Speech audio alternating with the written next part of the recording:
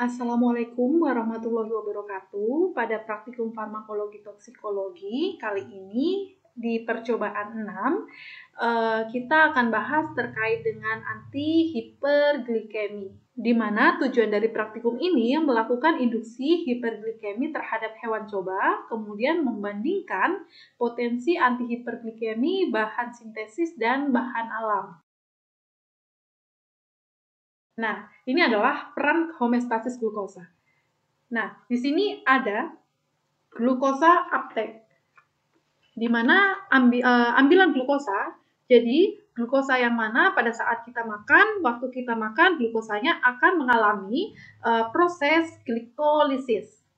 Dia akan mengalami pemecahan, yang nantinya di dalam proses glikolisis ini akan terjadi senyawa yang teroksidasi dan senyawa yang tidak teroksidasi. Pada senyawa yang teroksidasi di sini ada CO2 dan H2O. Sedangkan senyawa yang tidak teroksidasi adalah laktat, piruvat, dan alanin. Yang tidak teroksidasi ini dia akan masuk ke penyimpanan, yang mana bisa masuk ke dalam otot dan hati. Nah, dia juga bisa menjadi plasma glukosa, yang kemudian dia bisa beredar bebas di dalam plasma darah kita. Nah, di sini ada fishing state. Fishing state adalah keadaan pada saat kita berpuasa. Otak akan memberikan sinyal bahwa kita sedang dalam kondisi berpuasa. Nah, pada saat kita berpuasa, kadar gula kurang dari 100 mg per desiliter. Kemudian, peran dari otak juga akan memberikan sinyal ke hati dan ke dalam otot. Di mana dalam keadaan puasa, glukosa yang masuk ke dalam tubuh kita itu dengan bantuan kelenjar pankreas. Kelenjar pankreas dia akan mengeluarkan insulin dan glukagon. Bisa dilihat pada slide sebelah kiri. Insulin dan glukagon adalah hormon yang dikeluarkan oleh kelenjar pankreas untuk mengatur keseimbangan kadar glukosa di dalam tubuh kita. Jadi, insulin akan berikatan dengan glukosa yang beredar bebas di dalam tubuh kita. Sedangkan glukagon akan dikeluarkan saat kadar glukosa terlalu rendah. Jadi misalnya gini, kalau kadar glukosa terlalu tinggi, insulin akan mengikat glukosa yang beredar bebas.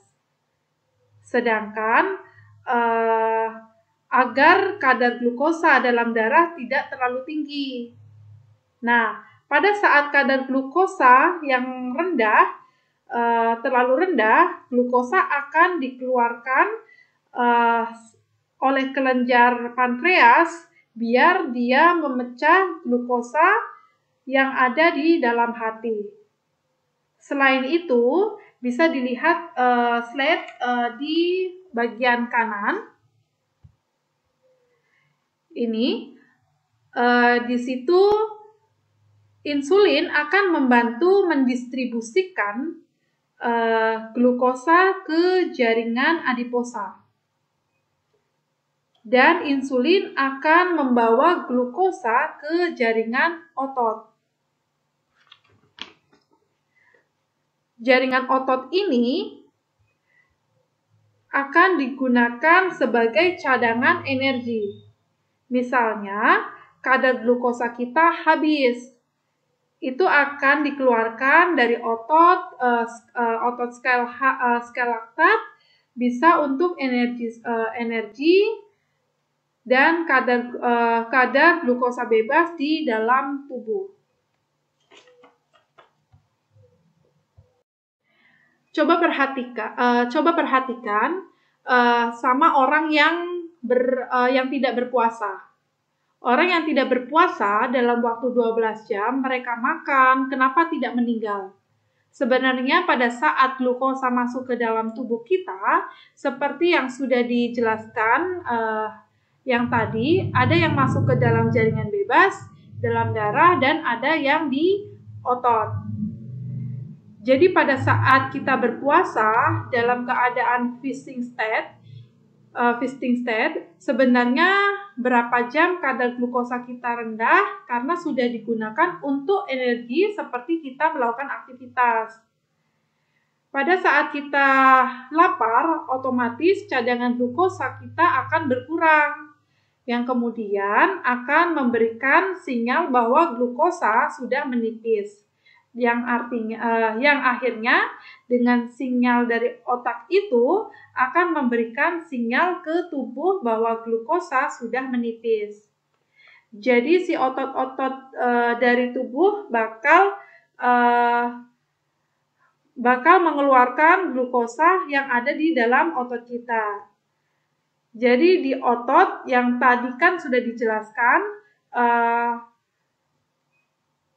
bahwa dia sudah tersimpan glukosanya. Kemudian glukosa yang tadi dipecah akan menjadi glikolisis yang kemudian akan didistribusikan ke dalam darah kita, yang akhirnya menjadi sumber energi lagi untuk tubuh kita. Sehingga orang yang berpuasa kenapa tidak lemas, tidak mati, karena masih banyak cadangan yang tersimpan glukosa di dalam hati dan di dalam otot, seperti itu.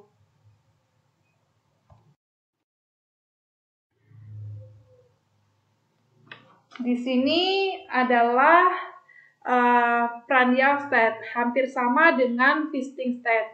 Hanya berbedanya yang ini dalam keadaan setelah makan. Kalau fasting state adalah keadaan puasa.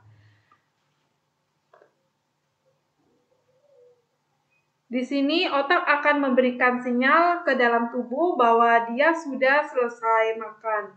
Nah, kalau selesai makan, kadar glukosa dalam darah harus sekitar 120 sampai 140 mg per desiliter.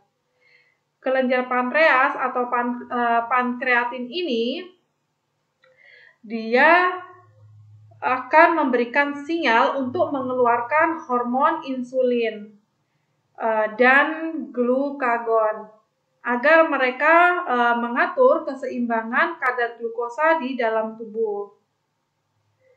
Glukosa yang kita makan akan masuk ke dalam liver dan di dalam otot. Di sebelah kiri bawah ada GI state, itu untuk membantu proses pencernaan. Contohnya karbohidrat yang telah kita makan itu akan dicerna. Di sini ada dietary monocarb.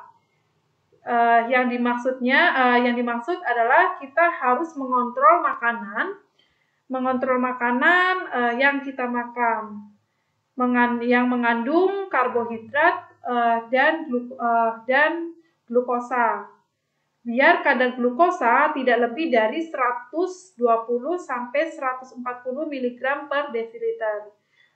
Untuk penjelasannya sama pada yang tadi sudah saya jelaskan yang ada pada fasting state itu. Ini adalah homeostasis glukosa darah, di mana insulin dan glukagon adalah hormon yang bekerja secara antagonis dalam mengatur kadar glukosa dalam darah. Kadar keseimbangan metabolisme glukosa darah ini pada manusia sekitar 90 mg. Ketika terjadi kenaikan kadar glukosa darah lebih dari 120 mg, sel beta pankreas akan melepaskan insulin untuk menurunkan konsentrasi glukosa dengan cara meningkatkan ambilan glukosa darah untuk turun kurang dari 80 mg. Sel alfa pankreas ini menstimulasi pelepasan glukagon untuk meningkatkan kadar glukosa dengan memecah glikogen menjadi glukosa. melalui umpan balik negatif. Konsentrasi glukosa menentukan jumlah relatif insulin dan glukagon yang disekresikan oleh sel-sel pulau Langerhans.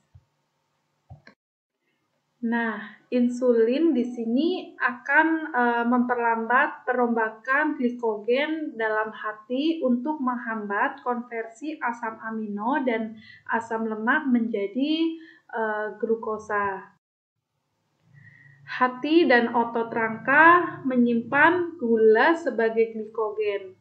Sementara sel-sel jaringan adiposa mengubah glukosa menjadi lemak. Secara normal, glukagon akan memberikan sinyal ke sel-sel hati untuk meningkatkan hidrolisis glikogen. Nah, setelah meningkatkan hidrolisis hidrogen tersebut, akan mengubah asam amino dan asam lemak menjadi glukosa dan memulai pelepasan glukosa secara berlahan-lahan ke dalam sirkulasi. Ketika mekanisme homeostasis glukosa menyimpang, terdapat konsekuensi yang sangat serius, di mana diabetes mellitus merupakan gangguan endokrin yang disebabkan oleh defisiensi insulin atau hilangnya respon terhadap insulin pada jaringan target. Ini ada postprandial glucose disposal, yang mana dari 100 gram glukosa yang diambil, 30% diserap oleh hati dan 70% dilepaskan pada sirkulasi sistemik. Pada 70 gram glukosa yang diambil, ada 15 gram setara 20% diserap oleh hati. Kemudian 15 gram diserap oleh otak, kemudian 27 gram diserap oleh otot rangka. Nah, sisa 20% diserap oleh ginjal, jaringan adiposa, kulit, dan sel darah. Nah, di sini adalah insulin akan mensintesis dan menyimpan glukogen, trigliserida, dan protein pada jaringan target utama. Kemudian, pelepasan insulin dari pankreas distimulasi oleh peningkatan gula darah. Kemudian ada kreatin, stimulasi saraf fagel, dan faktor lainnya. Untuk skema kerja bisa rekan-rekan lihat pada buku panduan praktikum. Untuk alat dan bahan yang kita gunakan dalam praktikum hiperglikemi ini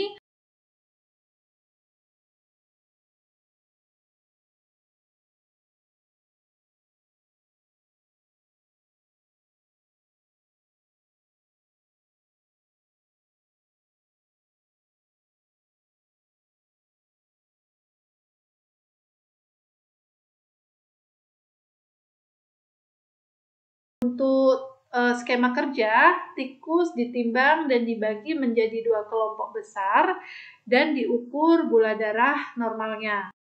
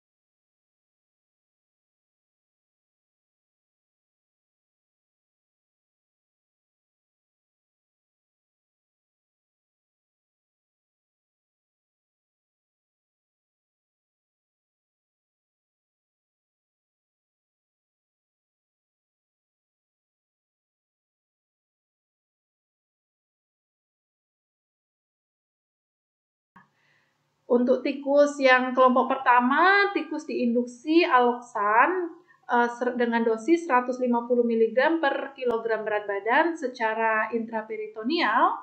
Kemudian kelompok yang kedua ada tikus yang diinduksi glukosa dengan 2,4 gram per kilogram berat badan secara peroral,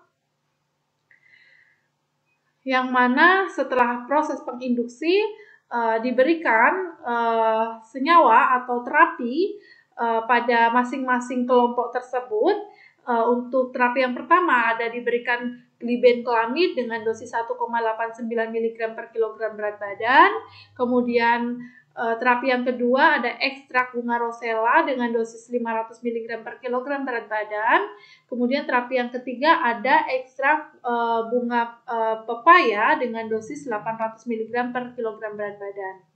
Setelah diberikan terapi, kemudian kita ukur kadar gula darahnya, kemudian yang setelah diinduksi dan setelah pemberian senyawa uji tersebut. Kemudian setelah itu kita baca hasilnya.